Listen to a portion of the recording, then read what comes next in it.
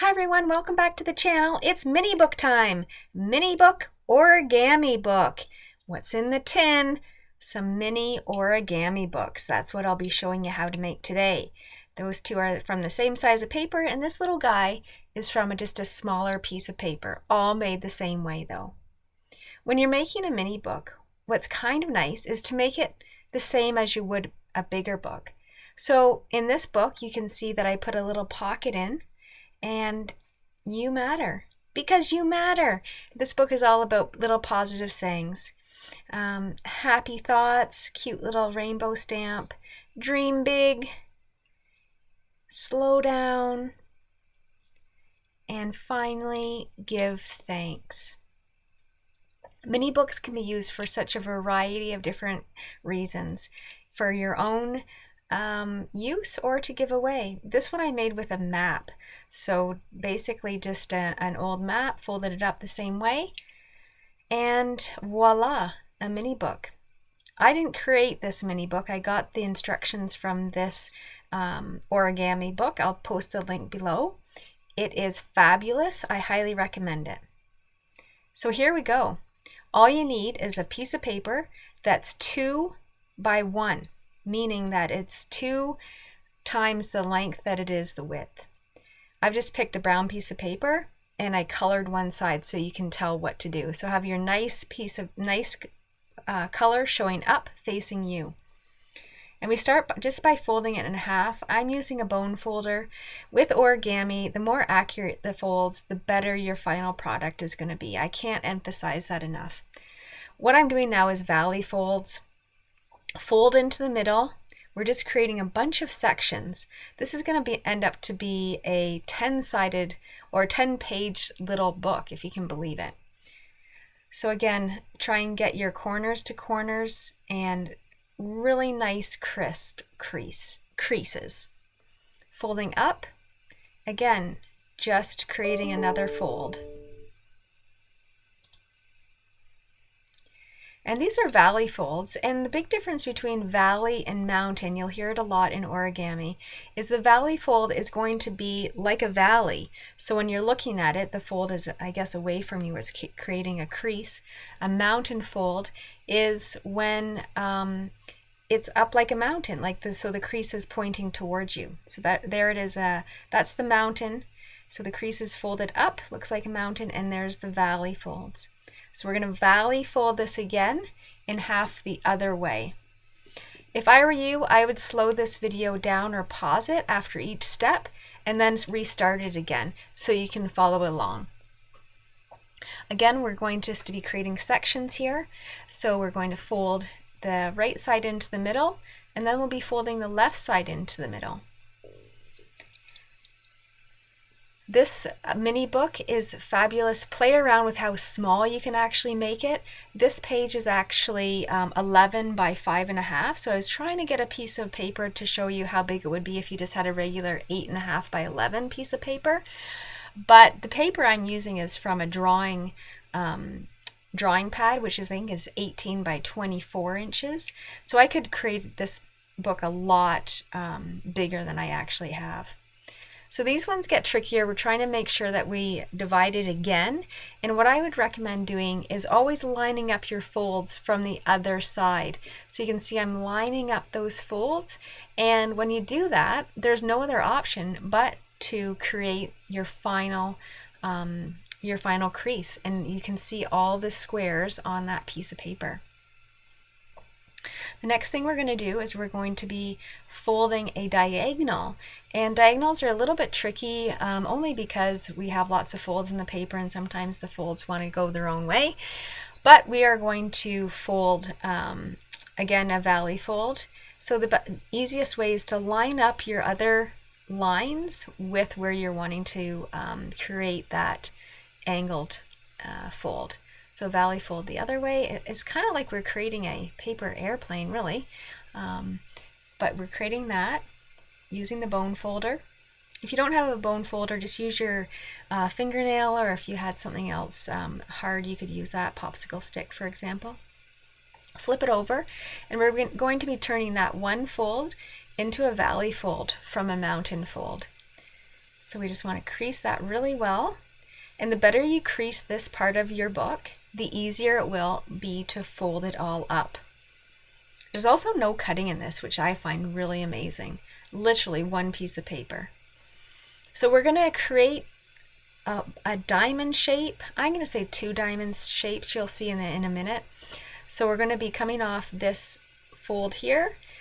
And again, the easiest way to do it, you might come up with your better way, is I line up the top of the page. And again, since this is all split out evenly, the lines should fall into place on those diagonals. So I line up the bottom with the top piece of paper and create another fold. Again, the bone folder works really well. So you can see that diamond or square, I guess, whatever you want to call it. And we're going to be doing that one more time in this next section here. So again, just lining up your papers, creasing really well. And the other thing you can do is you can carry on from the crease you did before. You could do that. Lots of different ways to do it. It's awkward to do on camera as well. I always feel like my hands are in the way, so sorry about that. And again, you could use any kind of paper for this. Practice by just using regular printing paper, and then you could go on from there. Heavier stock paper, like cardstock, would just be harder to fold, but it would still be okay. But the lighter weight papers really work well for this activity. Maps are especially nice because if you can get a map that's a bigger map, you could make a book from a map page. You just have to remember that maps have folds in them already, so sometimes it's a little bit tricky following the right fold, but give it a try. Lots of fun. Great for a little adventure book. These are fun little books to tuck away in someone's lunch box or put on their desk at work if you're at work, and just give someone a little smile. So now what we're doing is we're doing a longer line, crossing over 2 of the squares. Again, valley fold, and unfold that so you can see that goes from that corner up to the middle. Mine was a little bit off there. Again, the more accurate the better, and you'll see why in a minute. And now we're going to go from the other side across those 2 sides diagonally.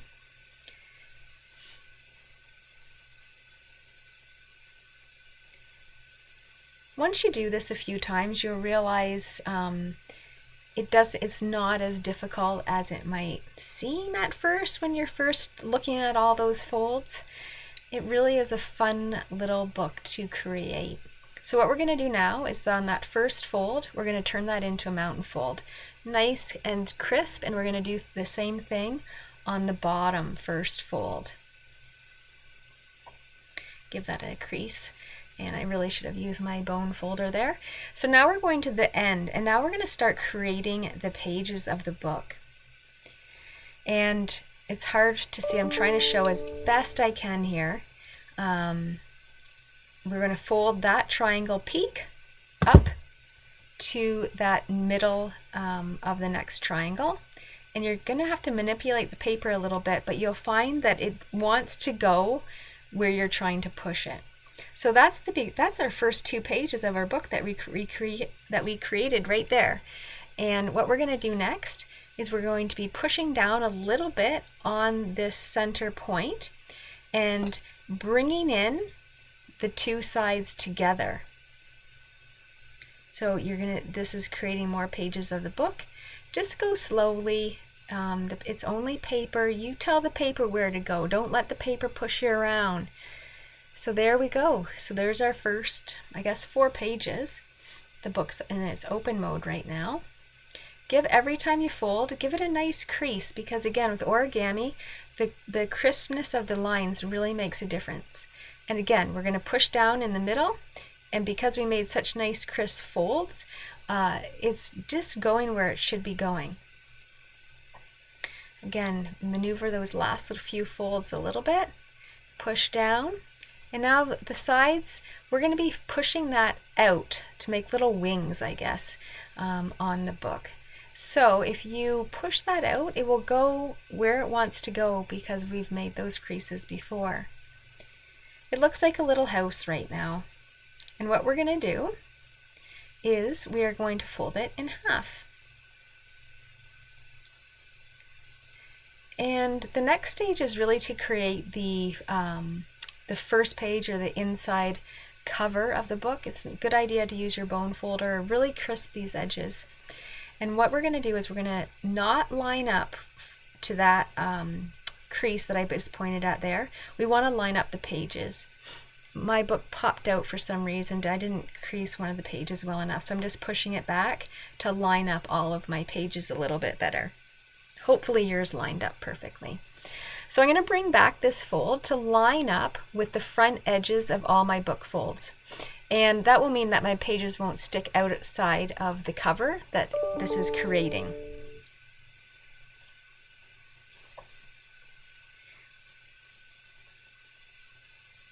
And you do that to the other side, so there's going to be a front and a back cover.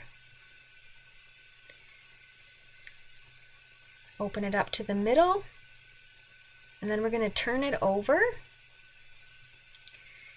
And we're going to take this bottom flap and tuck it in to those top two flaps. You're almost done. I hope you have enjoyed this and my hands didn't get in the way too much. Again, I would just watch the video again, pause it at each step, and you'll get it.